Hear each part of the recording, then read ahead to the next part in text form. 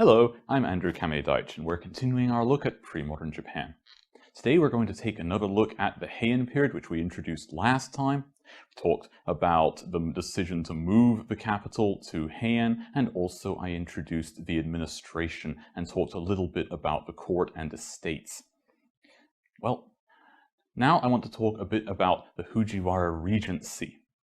So I mentioned that Fujiwara continued to be influential in the new capital. How was it that they were able to reassert their control in this new system? Well, in the mid-9th century, Fujiwara heads began appointing themselves as regent. You're probably familiar with a regent. Regent is, of course, a person who acts in the position of a monarch. So they sort of have the authority of a monarch, but they are not themselves the monarch. Now, this was the first time that a non-royal had become a regent. Traditionally, this was a position that had been limited to other members of the royal family. First, they operated under the title Seisho, and then under the title of Kanpaku. Now, this continued even if tenno were adults. So it wasn't just the case that we see in Europe or China where a regent would act in the case of a mentally incompetent monarch or a monarch that was particularly young or sick for some reason. No, even if we had a healthy adult tenno, they also ended up having a regent appointed. Now, soon the Fujiwara members were alternating back and forth between these two positions of Seisho and Kanpaku continually in order to keep control over the tenno and the court. Initially, some non-Fujiwara were still able to become powerful in the court and could rival the regent. The most famous example of such a powerful courtier would be Sugawara no Michizane. Now, Sugawara no Michizane was a very impressive scholar and a poet, and later he became associated with studies and became the kami of learning called Tenjin. It's an interesting story about that, but I'll talk about in a moment. Now, eventually, he was actually beaten by his Fujiwara rivals and exiled to Kyushu, where he died. Now, this probably wouldn't have registered much beyond that point, except that following his death, there were a series of natural disasters in the capital, and everything seemed to be going wrong. It was decided that his vengeful spirit must have come back to haunt those who had wronged him in life. And as a result, this was why the court decided to make him into a kami, and therefore try to appease his angry spirit.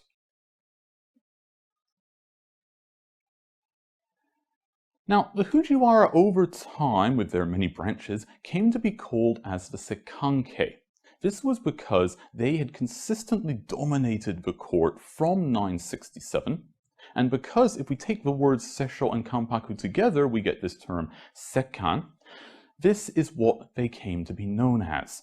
So the families from the northern branch of the Fujiwara, these were the only ones who could hold these posts, and therefore we tend to call these in English the regental families. Now, they secured their regency through a few strategies. They continued their marriage strategies that I mentioned last time, and they also explicitly prohibited non-Fujiwara people from becoming regents. So the only way that you were going to be able to become a regent would be if you were actually a member of a family, or perhaps if you could marry into the family somehow and then make your descendants take that post. They also drew upon their economic foundations. So, of course, they had control over the high-ranking court positions. They also had the exclusive appointment rights of provincial governors. And as I mentioned last time, that wasn't always socially the most desirable position, but it did give people the opportunity to generate a lot of personal wealth. And finally, they had their own estates that, of course, they managed and employed a variety of strategies to do so. Now, when we talk about the height of the Fujiwara Regency, generally the person who most occurs to people is Fujiwara no Michinaga. He dominated the court completely and is seen as representing the height of the Regency in Japan. Politically, economically, and culturally, the Fujiwara were the greatest family in Japan at the time. Now, Fujiwara no Michinaga as an elite courtier was also a symbol of the power, culture, tastes, and luxurious lifestyle of the Heian aristocracy. And in terms of that lifestyle and culture, I'll be talking a little bit more about that next time. He was also a major patron of art and literature. This was another way that you could leave your mark in the Heian world, support famous artists or writers, and so forth.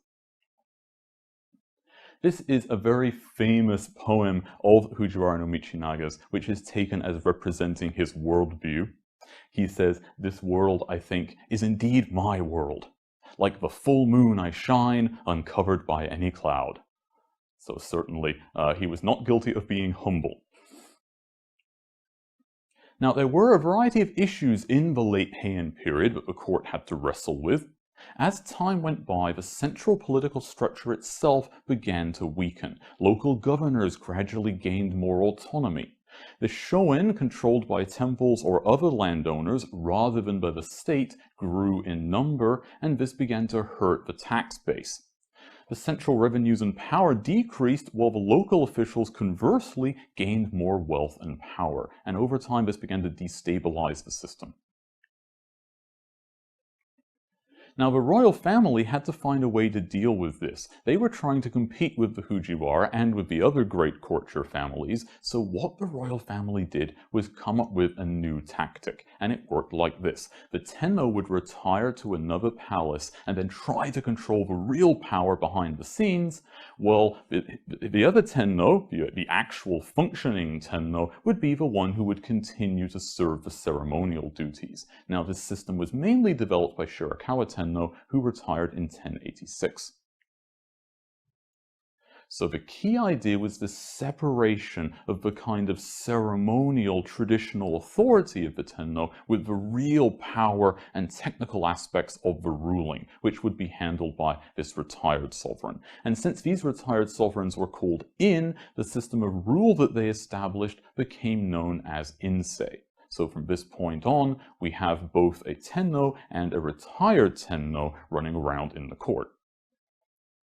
Now, this was very successful. It enabled the royal family to gain enormous land holdings and compete for power with the regents and the other courtier families. So this system then went on to control the court through the rest of the Heian period. So if we wrap up our previous session and today's session looking at the Heian period, we can say it's a long era in pre-modern Japan which witnessed the height of the court's development, as well as changes in political and economic structure which heralded the coming of the medieval age, as we shall soon see when we move on. Thank you very much.